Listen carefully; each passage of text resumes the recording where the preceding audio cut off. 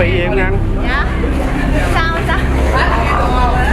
Giờ thì không thấy về nhà chắc không bằng đâu. Chạy qua coi bác. Mình được thưởng liền á mọi người. Nữ chủ xem độc quyền từ tập 7 trên ứng dụng Vion.